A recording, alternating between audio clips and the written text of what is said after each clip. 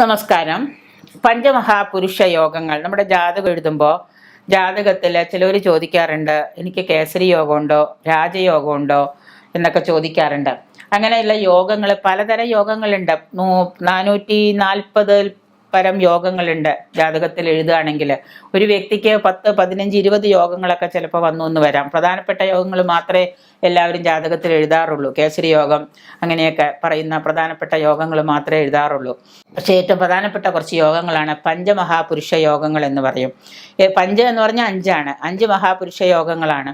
സപ്തഗ്രഹങ്ങളിൽ 7 ഗ്രഹങ്ങളിൽ സൂര്യചന്ദ്രന്മാരൊഴികെ 7 ഗ്രഹങ്ങളിൽ സൂര്യചന്ദ്രന്മാരൊഴികെ ചൊവ്വ, ബുധൻ, വ്യാഴം, ശുക്രൻ, ശനി, ഈ പാപഗ്രഹങ്ങളെ കൊണ്ട് 5 മഹായോഗങ്ങൾ സംഭവിക്കുന്നു എന്നുള്ളതാണ്. ചൊവ്വ, ബുധൻ, വ്യാഴം, ശുക്രൻ, ശനി, ഈ പഞ്ചഗ്രഹങ്ങളെ കൊണ്ട് 5 യോഗങ്ങൾ സംഭവിക്കുന്നു, മഹായോഗങ്ങൾ സംഭവിക്കുന്നു എന്നാണ് പറയുന്നത്.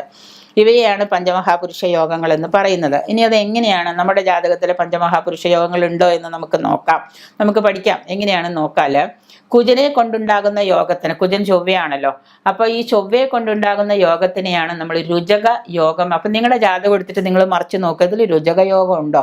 അപ്പം നിങ്ങൾ മനസ്സിലാക്കുക, ചൊവ്വയെ കൊണ്ട് എനിക്ക് എന്താണ് ഉണ്ടായ ഒരു യോഗമാണ് രുചക യോഗം. അപ്പോൾ രണ്ടാമത്തത് ബുധനെ കൊണ്ടുണ്ടാകുന്ന യോഗം ഉണ്ടോ എന്ന് നോക്കാം. ബുധനെ കൊണ്ട് നിങ്ങൾക്ക് യോഗം ഉണ്ടെന്നുണ്ടെങ്കിൽ നമ്മൾ അതിനെ ഭദ്രായോഗം എന്ന് പറയും. ബുധനെ കൊണ്ടാണ് നമുക്ക് യോഗമെങ്കിൽ നമ്മൾ അതിനെ ഭദ്രായോഗം എന്ന് പറയും. അപ്പോൾ ഈ ഭദ്രായോഗം ഉള്ളവന് എന്താണ്, ബുധനെ കൊണ്ടാണ് യോഗം ഉണ്ടാവുക.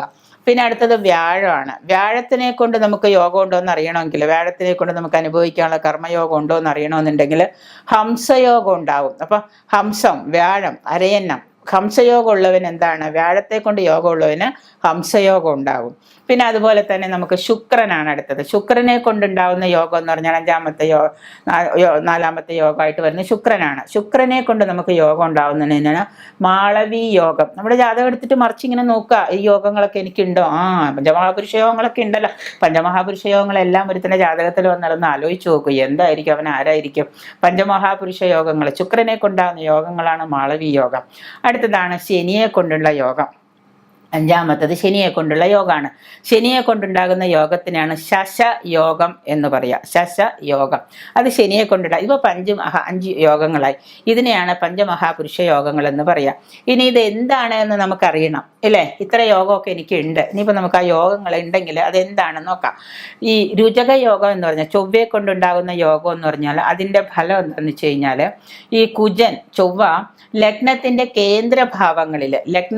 കേന്ദ്രഭാവങ്ങളിൽ എവിടെയെങ്കിലും ഉച്ചമോ സ്വക്ഷേത്രമോ ആയിട്ട് പ്രാപിച്ചു നിന്നാൽ, ഉച്ചമായിട്ടോ അല്ലെങ്കിൽ സ്വക്ഷേത്രമായിട്ടോ പ്രാപിച്ചു നിന്നാൽ അതിനെ രുചക യോഗം എന്ന് പറയും. ഇനി രുചക യോഗത്തിൽ ജനിച്ച അവന് കിട്ടുന്ന ഭാഗ്യങ്ങൾ എന്തൊക്കെയാണെന്ന് വെച്ച് കഴിഞ്ഞാൽ, അവന് പോലീസിലോ പട്ടാളത്തിലോ ഒക്കെ ജോലി കിട്ടും. പോലീസിലൊക്കെ പെട്ടെന്ന് ജോലി കിട്ടുന്നവന് രുചകയോഗം ഉണ്ടാവും.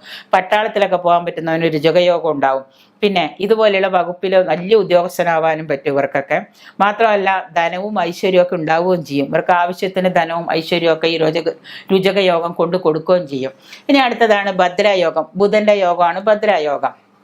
ബുധൻ്റെ യോഗമായ ഭദ്രായോഗം എന്ന് വെച്ച് കഴിഞ്ഞാൽ, ഈ ബുധൻ എന്ന് പറയുന്ന ആ പ്ലാനറ്റ് തൻ്റെ സ്വക്ഷേത്രത്തിലോ തൻ്റെ സ്വന്തം ക്ഷേത്രത്തിലോ മൂലക്ഷേത്രത്തിലോ ഉച്ചക്ഷേത്രത്തിലോ നിൽക്കുകയോ, അങ്ങനെ നിൽക്കുന്ന ആ രാശി ലഗ്നത്തിൻ്റെ കേന്ദ്രസ്ഥാനങ്ങളിൽ ഒന്നായിരിക്കും. അത് പറയുമ്പോൾ നമുക്ക് ബുദ്ധിമുട്ടാണ്, പെട്ടെന്ന് നമുക്ക് മനസ്സിലായെന്ന് വരില്ല. എങ്കിലും കേന്ദ്രസ്ഥാനങ്ങളിൽ ഒന്നായിരിക്കുകയും ചെയ്താൽ ഭദ്രയോഗം സംഭവിക്കുന്നു എന്ന് പറയാം.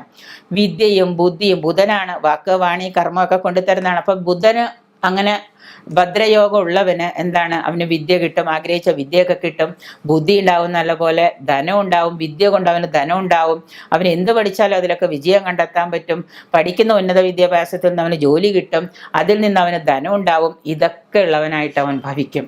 മനസ്സിലായല്ലോ. ഹംസയോഗം, വ്യാഴമാണ് ഹംസയോഗത്തിൽ. ഹംസം വ്യാഴാണ്, വ്യാഴത്തിൽ ഹംസയോഗം. വ്യാഴം തൻ്റെ സ്വക്ഷേത്രത്തിലാണ് മൂലക്ഷേത്രത്തിലോ ഉച്ചക്ഷേത്രത്തിലോ നിൽക്കുകയോ അങ്ങനെ നിൽക്കുന്ന ആ രാശി വ്യാഴം ആ ഉച്ചക്ഷേത്രത്തിലോ മൂലക്ഷേത്രത്തിലോ നിൽക്കുക, അങ്ങനെ നിൽക്കുന്ന രാശി ലഗ്നത്തിന്റെ കേന്ദ്രസ്ഥാനങ്ങളിൽ ഒന്നായിരിക്കുകയും ഒരുമിച്ചിരിക്കുകയും ചെയ്താൽ ഹംസയോഗം സംഭവിച്ചു എന്ന് പറയാം. അങ്ങനെ ഹംസയോഗം സംഭവിച്ചു കഴിഞ്ഞാൽ ധനവിഭവങ്ങൾ, നല്ല സമ്പത്തുണ്ടാവും, ഭയങ്കര സമ്പന്നനാവും, സൽക്കർമ്മങ്ങളോടുകൂടി ഭാഗ്യവാനായും ജ്ഞാനിയായും ഭവിക്കും. സൽക്കർമ്മമൊക്കെ ചെയ്ത് പുണ്യവാനും പ്രശസ്തനൊക്കെ ആയിട്ട് അങ്ങനെ അടിച്ചു പൊളിച്ച് രാജകീയ സമ്പന്ന യോഗത്തിൽ അങ്ങോട്ട് വാഴും ഹംസയോഗം ഉള്ളവന്. നമ്മുടെ ജാതകത്തിൽ ഹംസയോഗം ഉണ്ടോ എന്ന് നോക്കുക. ഉണ്ടെന്നുണ്ടെങ്കിൽ ഇന്ന് മുതൽ ഹംസയോഗം അനുഭവിക്കാനുള്ള വ്യഗ്രതയിൽ പണികൾ തുടങ്ങിക്കോളും എല്ലാവരും. കാരണം ഹംസയോഗം ഉള്ളവരാരും വെറുതെ ഇരിക്കേണ്ട, തീർച്ചയായിട്ടും നിങ്ങൾക്ക് സമ്പന്നത വന്നു ചേരും, ഉറപ്പാണ്. ഇനി മാളവി യോഗം.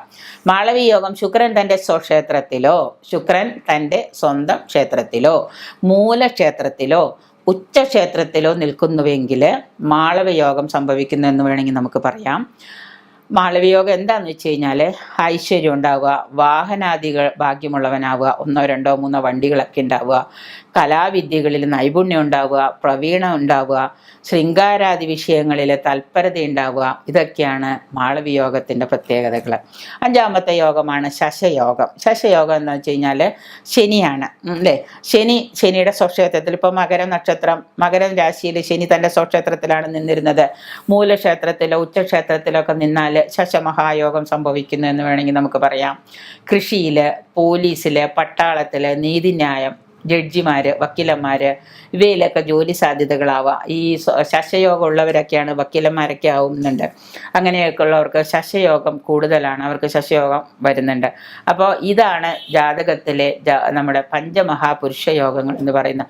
ഈ പഞ്ചമഹാപുരുഷ യോഗങ്ങളിൽ എല്ലാം ഒരുമിച്ച് എല്ലാവർക്കും ഉണ്ടാവാറില്ല, എങ്കിൽ തന്നെ 2 3 യോഗങ്ങളുള്ളവന്, എസ്പെഷ്യലി കംസയോഗമൊക്കെ ഉള്ളവനെന്ന് പറഞ്ഞു കഴിഞ്ഞാൽ ജീവിതത്തിൽ ഭയങ്കര സൽകീർത്തി സമ്പന്നനും പ്രശസ്തനും ഒക്കെ ആയിരിക്കും. അപ്പോൾ അതുണ്ടോയെന്ന് നോക്കുക. ഉണ്ടെങ്കിൽ നമ്മൾ അതനുസരിച്ചിട്ടുള്ള യോഗങ്ങൾ നമ്മൾ അനുഭവവേദ്യമാക്കാൻ നോക്കുക. ഇനിയിപ്പോൾ യോഗമൊക്കെ ഉണ്ടായിട്ട് ഞാൻ കയ്യും കെട്ടി ഇവിടെ ഇരുന്നാൽ മതി, എനിക്കത് വന്നോളൂ എന്ന് വിചാരിക്കുകയല്ല. അതിന് വേണ്ട തലങ്ങൾ കണ്ടെത്തി നമ്മൾ പ്രവർത്തിക്കാൻ ശ്രമിക്കുക.